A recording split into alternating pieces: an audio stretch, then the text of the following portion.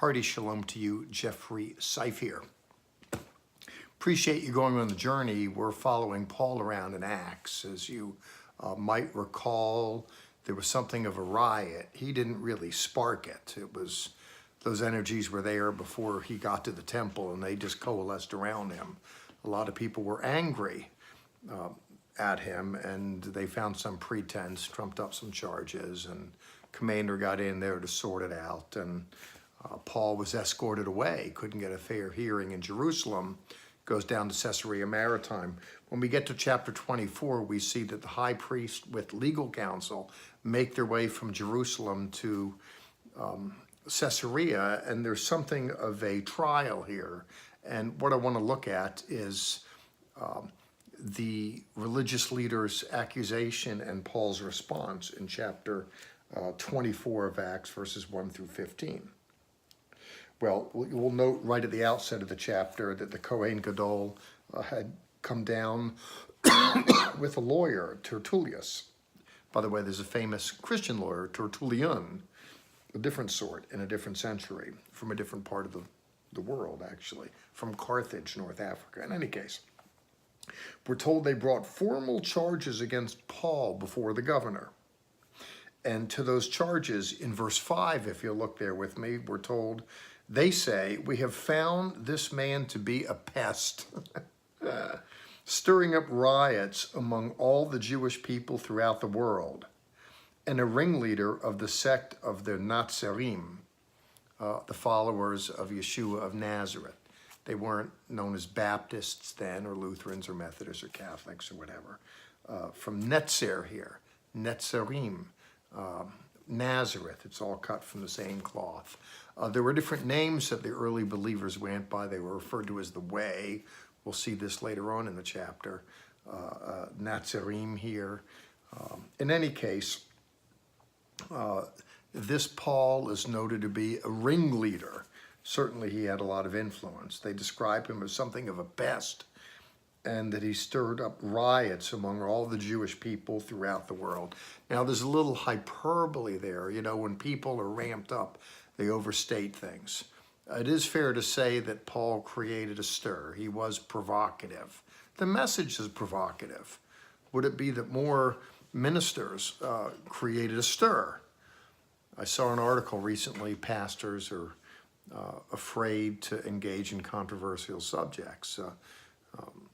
Ministers are engaged in the vocation of ministry. They're reliant upon the church, and individuals play it safe so as not to stir the waters. And it's hard enough to keep a coalition together as a pastor, even when you play Mr. Nice all the time, which is what ministers are socialized into doing. And an article went out about how people were sheepish about truth speaking. Well, Paul wasn't infected with that gene. He was very direct, and he stirred it up. Now, to say stirring up riots all over the world, it's inflated, but it's the nature of cascading emotions and tensions.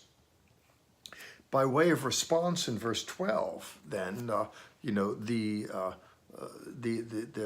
prosecution speaks, and this is, of course, just Luke's giving something of the quintessence of it, a summary, a brief. The prosecution lays it out, and then Paul responds in verse 12. They did not find me arguing with anyone or inciting a riot, not in the temple or in the synagogues or anywhere else in the city.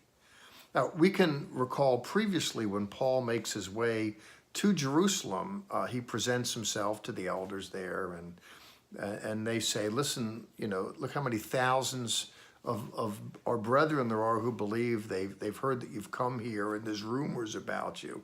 There was something of a stir just because of his presence.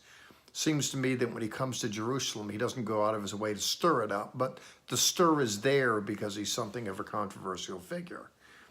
He comes, I think, you know, politically, he's trying to placate some of that. There's an offering that he brings with him from the brethren in the Greco-Roman world to bring monies and relief, and there's something political about, not that you're trying to buy peace, but you're trying to show with the gift that you, you know, want to abide.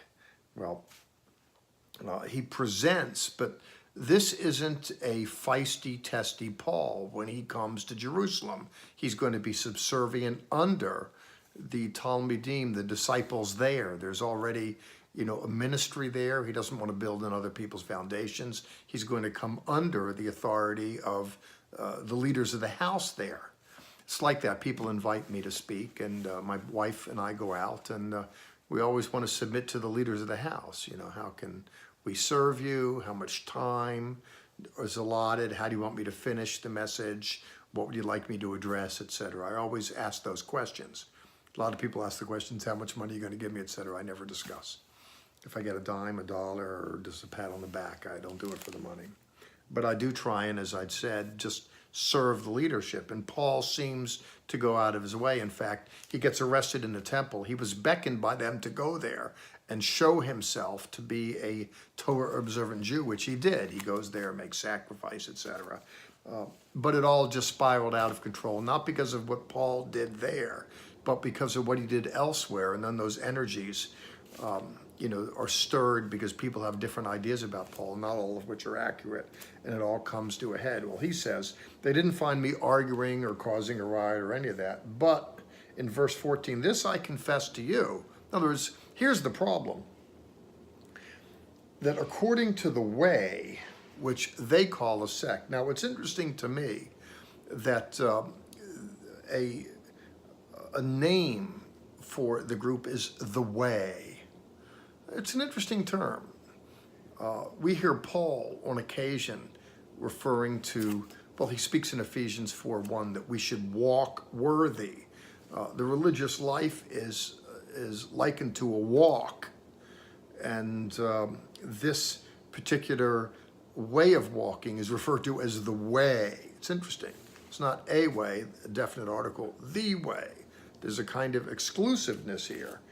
He says that I confess to you that according to the way, which they call a sect, I worship the God of our fathers, believing everything written in the Torah and the prophets. Now listen, this is partly the rub that people like me have. When Jewish people look at me, they think that we no longer worship the God of our fathers. Now, he's speaking there in Israel, and he's being accused by Jewish leaders. His response to that is, look, I worship the God of our fathers, and I believe everything written in the Torah and the prophets. He's trying to represent that what he's doing does not offend the ancestral religion.